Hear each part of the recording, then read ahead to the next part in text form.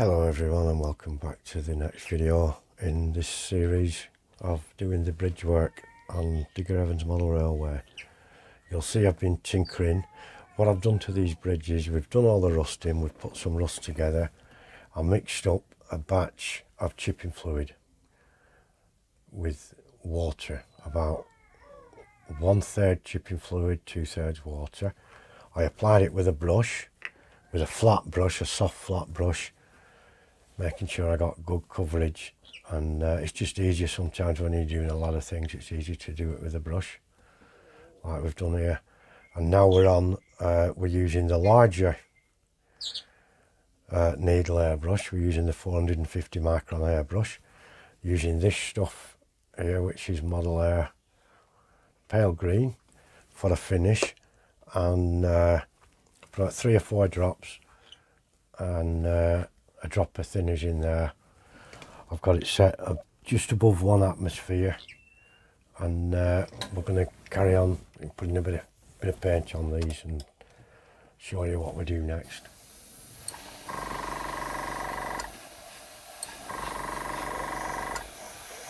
And get a bit closer up with this section. As long as you get good coverage, doing a job like this, there's going to be a lot, you know, you've a lot of stuff to cover.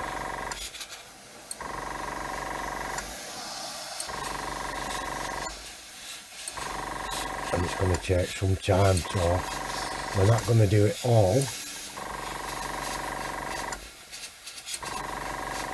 on one video because it's going to be here for ages, and we're running out. We're running out of fluid again, so we're not going to do all of these because we'll be here forever trying to sort it out. And that's just putting another mix in the pot, chaps. Hopefully we'll be here for quite a while if we're to do them all. But you get the gist of how it's covering.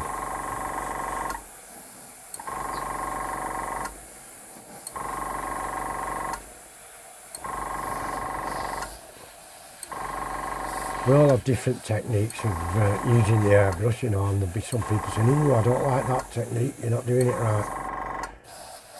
What works for me might not work in someone else's hands. I can only show you how I do it and how it works for me.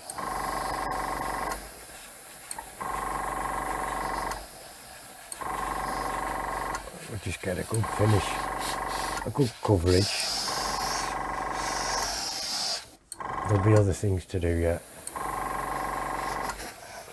you know, along the top and bottom edge. Gone a bit wonky there, haven't we?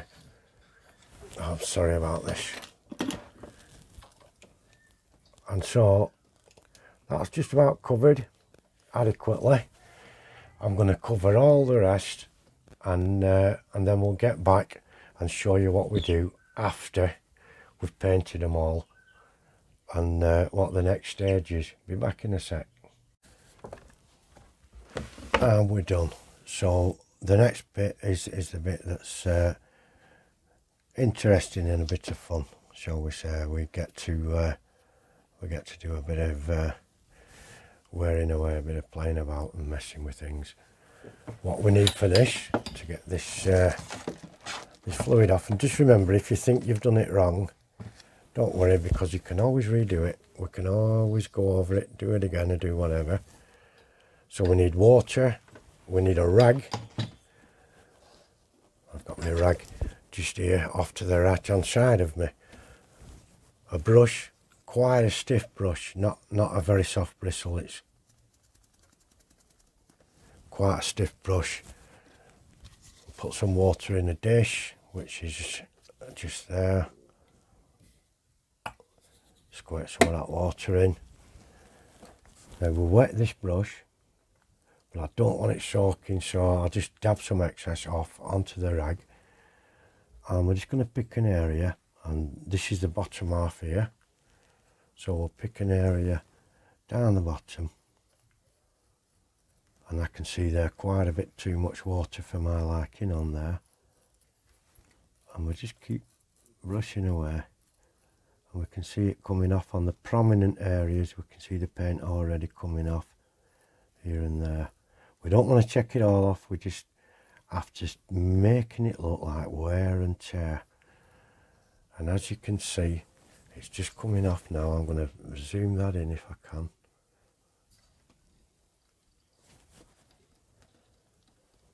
And you can see it's actually taking some of the old rivets right back there. And along this edge as well. Now it doesn't matter if we go back as far as the base colour, as long as we get some rust coming about here and there, and we can re-infill any really blank areas. Put some stuff running about in there and things like that. And it's just a matter of prominent areas, you know. We can see like on this one, like this side, slight bits of wear and tear, and that's all we're looking for. We're not looking for anything dramatic. Sorry, we're just looking to do a short amount of work. And believe me, when you're doing all this, it does end up, you do end up with this as your finished product in the end. It takes some getting there, and you have to be gentle with this brush, but if you brush it too soft, it's just going to take you forever and ever to get there. You kind of get a feel for how much water you need in there, and how much pressure to put on the brush. And you can just use stabby motions, things like that. Anything, you know, just stipple the brush along even.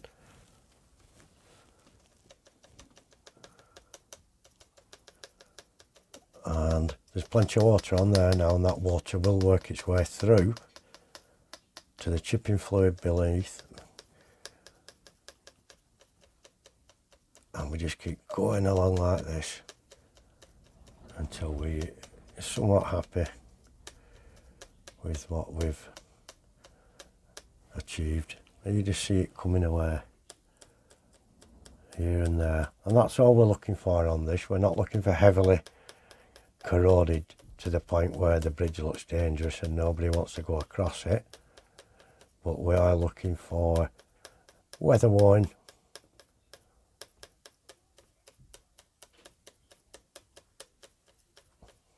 There you go, you can see it. We're looking for it to be weather worn, and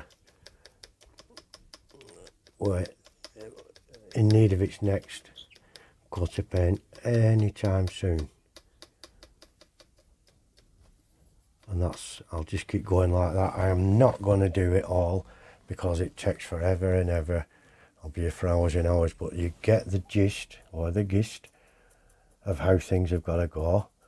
And this isn't over by any stretch, because once we've done these bits, we have some coatings and some faders and shaders to put on there, and powders in that. So that will be on the next one.